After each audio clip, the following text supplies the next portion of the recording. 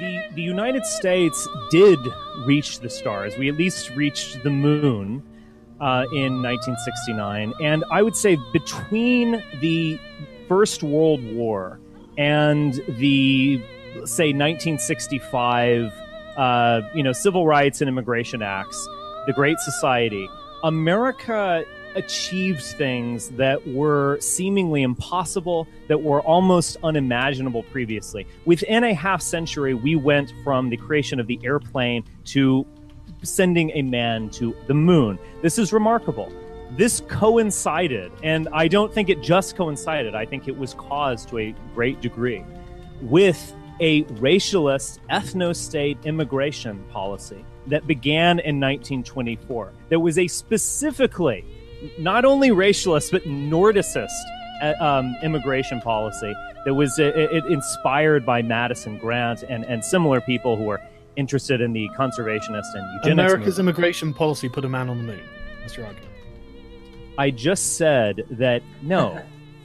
Sargon, I'm not as dumb as you are, actually. I didn't say that. That's a little bit of a stretch, Sargon.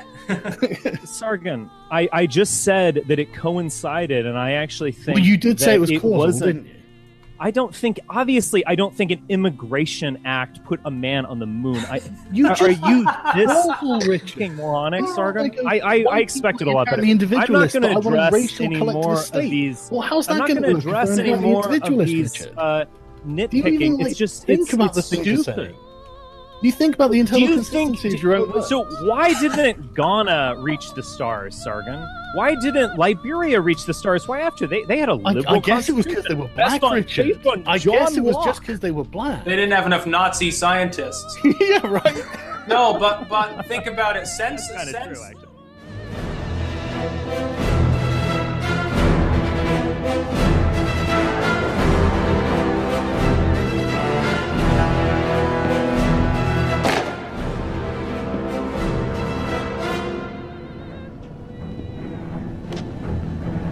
Tomorrow, Hydra will stand master of the world, born to victory on the wings of the Valkyrie. Our enemy's weapons will be powerless against us. If they shoot down one plane, hundreds more will rain fire upon them.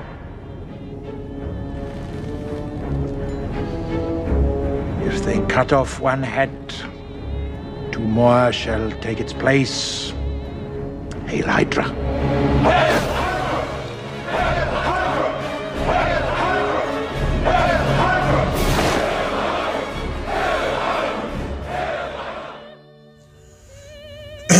When I first became politically conscious during the Bush era, when I was in my early 20s, I really got into reading books by Noam Chomsky, who is a famous left-wing academic, activist, professor.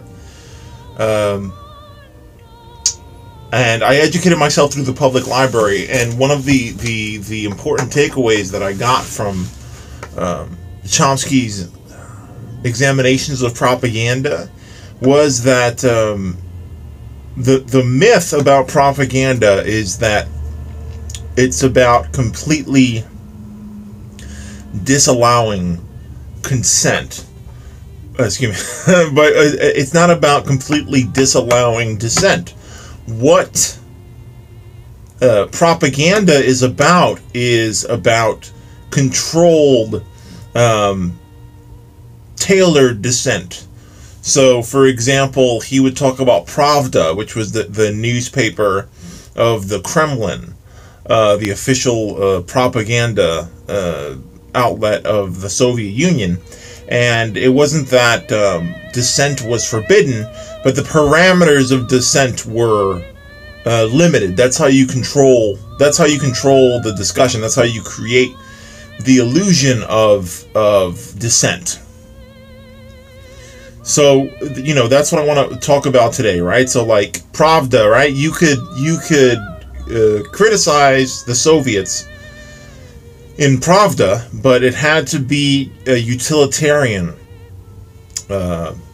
criticism. It had to be not that the Soviet Union was wrong to do something, but rather that they were not doing it in the right fashion.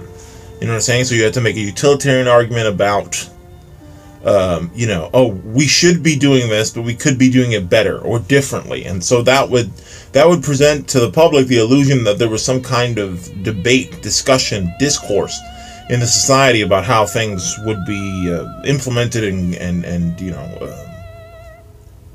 they didn't understand that, that they didn't have any real.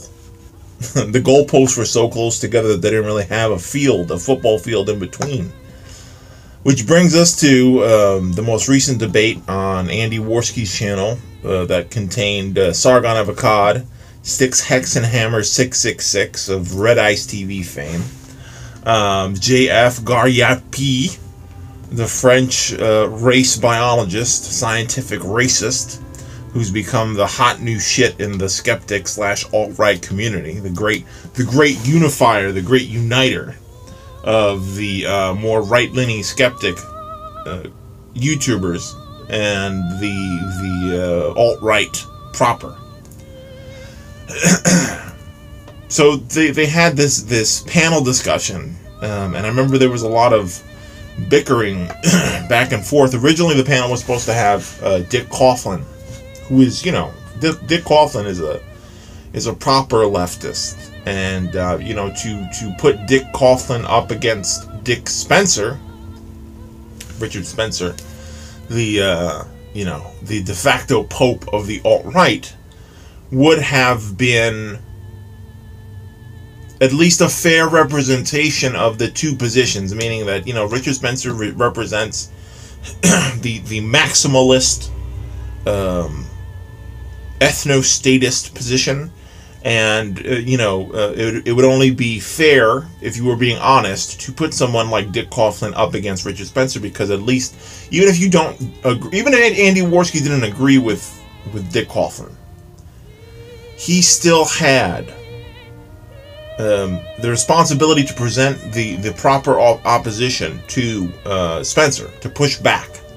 That's what responsible platforming is about. Is about if you're going to bring on someone you don't condone, and you're not trying to promote their ideas, then you need to really stack the other side of the argument well.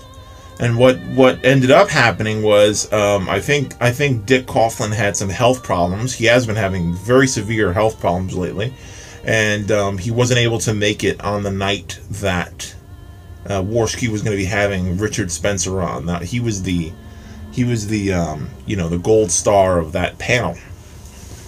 What a big get! And instead of putting someone a proper leftist in Dick's place, Andy Worski takes the opportunity instead to put Sargon of Akkad, a notoriously right-wing skeptic YouTuber, in place of Dick Coughlin. It was just a complete clusterfuck. The idea that somehow there are substantive differences between Sargon of Akkad and Richard Spencer, and I'm not saying that they don't have disagreements. It's just that the disagreements are horseshit. Richard Spencer wants a white ethno-state. Sargon of Akkad has expressed that he's fine with an ethno-state, but he wants it to be practical and implemented peacefully. As though that were possible. And so this is the Pravda argument, this is the manufacturing consent argument, and this is the Iraq war fallacy, that we had some kind of debate in this country between left and right, which we really didn't.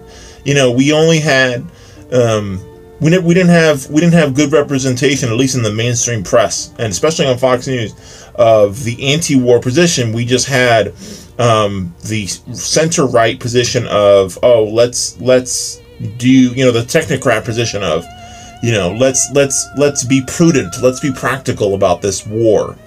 Let's be practical and efficient about our imperialism, which would be the Democratic Party, and then the extreme reactionary, Dave's Volt, Republican Party right-wingers who want to go in there and cleanse Muslims.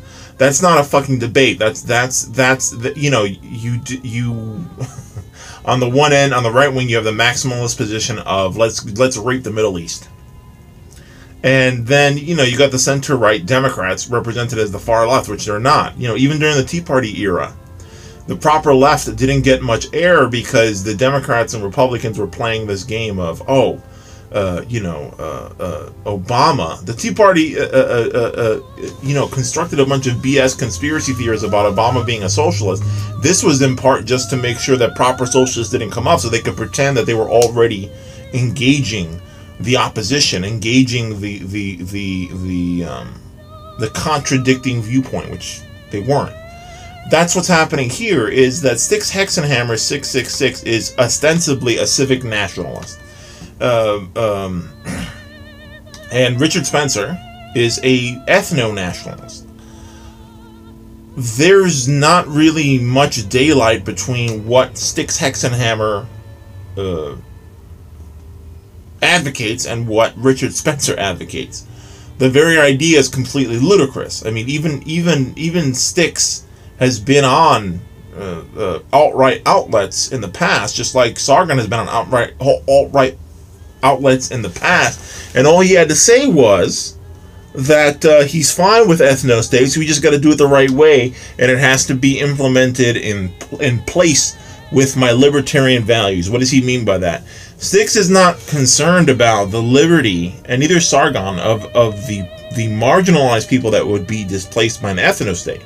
The Styx and Sargon side of that panel was all about, well, what about the liberty of the white people who don't want to join the ethno-state? How much, their side of the argument is, how much liberty are other white people going to have in the ethno-state? Not what's going to happen to the people that are deported, the people of color that are deported, marginalized, possibly interned or liquidated. No, it's am I going to still be a free white man under the ethno-state, or am I going to be a slave to alt-right values?